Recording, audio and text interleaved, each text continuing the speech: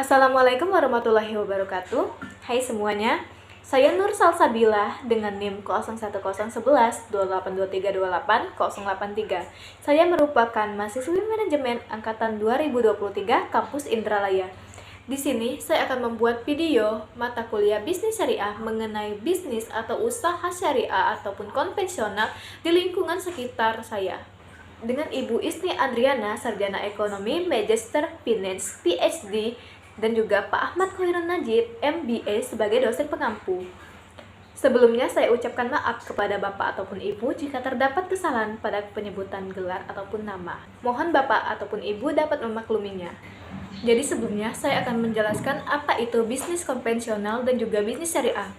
Baiklah, bisnis konvensional atau bisnis biasa adalah serangkaian aktivitas yang dilakukan oleh para pengusaha untuk mendapatkan keuntungan. Pelaksanaannya bisa secara perorangan sampai skala industri besar. Sementara itu, bisnis syariah adalah kegiatan usaha yang tujuannya memperoleh keuntungan dengan berlandaskan syariat Islam atau aturan yang telah digariskan dalam Islam. Pelaku bisnis syariah tak hanya berfokus mencari keuntungan saja, tetapi untuk memperhatikan kehalalan, akhlak berdagang, produk yang diperjualbelikan, akad, dan juga ibadah muamalah dalam aktivitas bisnisnya. Baiklah, saya akan masuk ke dalam poin pertama dari tugas ujian tengah semester ini. Baik.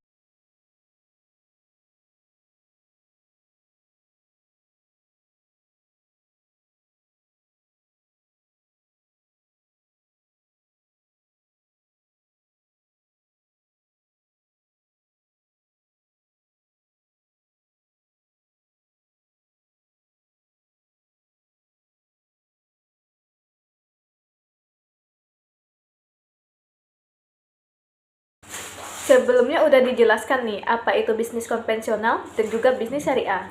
Sekarang saya akan menjelaskan apa itu perbedaan dari bisnis syariah dan juga bisnis konvensional.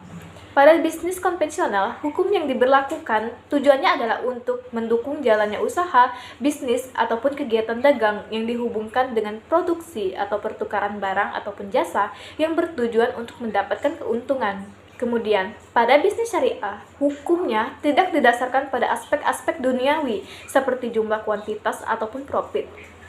Hukum bisnis syariah didasarkan pada halal dan haramnya muamalah. Konsep halal dan haram ini meliputi segala jenis transaksi, mulai dari pendayagunaan harta, cara pemerolehan, perjanjian bisnis, dan juga segala aktivitas keuangan di dalamnya. Kemudian, pada bisnis syariah, pelaku wajib memahami prinsip-prinsip sebelum memulai transaksi, mulai dari prinsip murabahah, yaitu akad jual beli yang dijelaskan secara rinci antara penjual dan juga pembeli. Kemudian ada juga prinsip musyarakah, yakni akad untuk mendirikan bisnis yang dikelola secara bersama dan keuntungannya dibagi berdasarkan kesepakatan bersama. Terakhir, prinsip mudharabah, yang merupakan akad kerjasama untuk mendirikan suatu bisnis, di mana terdapat pembagian peran antara pemodal dan juga pengelola modal. Berdasarkan analisa saya, usaha kelempang milik Ibu Luciana termasuk ke dalam bisnis syariah. Mengapa? Usaha kelempang milik Bu Luciana menerapkan prinsip-prinsip bisnis syariah dalam melakukan usahanya. Prinsip dalam bisnis syariah didasarkan pada prinsip-prinsip Islam yang melarang riba, masyir, dan juga gharar, serta mempromosikan keadilan, transparansi, dan keberlanjutan. Dapat dilihat dari proses pemanggangan kelempang yang dilakukan secara higienis dan sesuai dengan syariah Islam. Juga kualitas kelempang yang menjanjikan yang membuat para pelanggan tidak menyesal telah membeli kelempang kepada Ibu Luciana ini.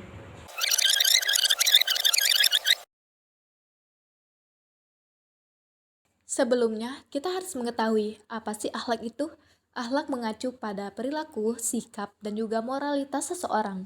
Akhlak mencakup aspek etika, moralitas, dan juga tata krama yang diatur oleh ajaran agama Islam. Akhlak adalah bagian penting dari ajaran Islam yang melibatkan hubungan antara makhluk dengan Allah dan hubungan antara manusia dengan sesama manusia. Di antara akhlak luhur yang sangat diperlukan di dalam dunia bisnis, akhlak-akhlak yang terpenting di antaranya ialah jujur, amanah, qanaah, memenuhi janji, menagih hutang dengan bijak, memberi tempo untuk orang yang kesulitan melunasi hutangnya, memaafkan memaafkan kesalahan orang lain, menunaikan kewajiban, tidak menipu, dan juga tidak menunda-nunda pelunasan hutang. Nah, jadi berdasarkan penjelasan mengenai akhlak-akhlak yang diperlukan di dalam dunia bisnis, usaha Kelempang milik Ibu Luciana menerapkan itu di dalam berbisnis. Beliau jujur dan amanah dalam menjalankan bisnisnya, kemudian juga selalu menjaga hubungan baik dengan para pelanggannya. Baiklah, berikut ini adalah blueprint atau rancangan bisnis yang terdapat pada Kelempang Ibu Luciana. Yang pertama, ada deskripsi produk. Kelempang atau kemplang adalah makanan khas Sumatera Selatan, khususnya daerah Palembang, yang terbuat dari campuran tepung tapioka dan ikan giling. Penyajian kemplang ini dilakukan dengan cara digoreng ataupun dipanggang. Yang kedua, ada segmentasi pasar. Biasanya, pembeli kemplang Ibu Luciana ini mulai dari orang tua, bahkan anak-anak sekalipun, yang menyukai cita rasa kemplang buatan beliau yang khas. Kemudian, ada juga analisis persaingan. Sebenarnya ada banyak penjual kemplang di daerah saya, tetapi kelempang buatan Ibu Luciana merupakan yang terlaris dikarenakan harga yang terjangkau dan juga kualitas kemplang beliau yang sangat terjaga. Blueprint ini membantu UMKM fokus pada strategi utama yang relevan dengan bisnis kecil dan memastikan setiap langkah yang diambil dalam pertimbangan yang matang agar usaha dapat berkembang dan bertahan dalam jangka waktu yang lama. Seperti yang telah dijelaskan pada poin pertama tadi, etika dalam bisnis syariah mengacu kepada prinsip-prinsip Islam dalam menjalankan aktivitas ekonomi dan bisnis. Di antaranya ialah keadilan, kejujuran, dan juga amanah. Prinsip-prinsip bisnis syariah pada UMKM, usaha mikro, kecil, dan menengah harus mengikuti aturan dan nilai-nilai yang sesuai dengan ajaran Islam. Beberapa prinsip penting dalam bisnis syariah yang diterapkan pada UMKM antara lain ialah 1. Kehalalan produk. Sebagai negara dengan mayoritas beragama Islam, kehalalan produk sangat penting untuk diterapkan. Produk atau jasa yang ditawarkan harus bersifat halal dan tidak mengandung unsur haram seperti alkohol, babi, atau produk-produk yang merusak moral. Yang kedua, ada keadilan dan juga kejujuran. Setiap transaksi harus dilakukan secara adil dan jujur, tanpa menipu atau merugikan pihak lain. UMKM harus menghindari praktik riba, spekulasi berlebihan, dan ketidakjelasan dalam kontrak ataupun gahrar. Yang ketiga ada larangan riba atau bunga. Dalam bisnis syariah, keuntungan tidak boleh diperoleh melalui riba atau bunga dalam kegiatan finansial. Sebagai alternatif, UMKM dapat menggunakan sistem pembagian keuntungan atau profit sharing seperti mudharabah ataupun musyarakah. Keempat, ada transparansi atau keterbukaan. Informasi mengenai produk, harga, dan juga kesepakatan bisnis harus disampaikan secara jelas dan transparan. Hal ini digunakan untuk menghindari ketidakpastian atau gahrar tadi yang dilarang dalam agama Islam. Kelima, ada keadilan dalam distribusi atau keuntungan. Keadilan dalam pembagian keuntungan dan resiko antara pelaku usaha dan investor atau mitra.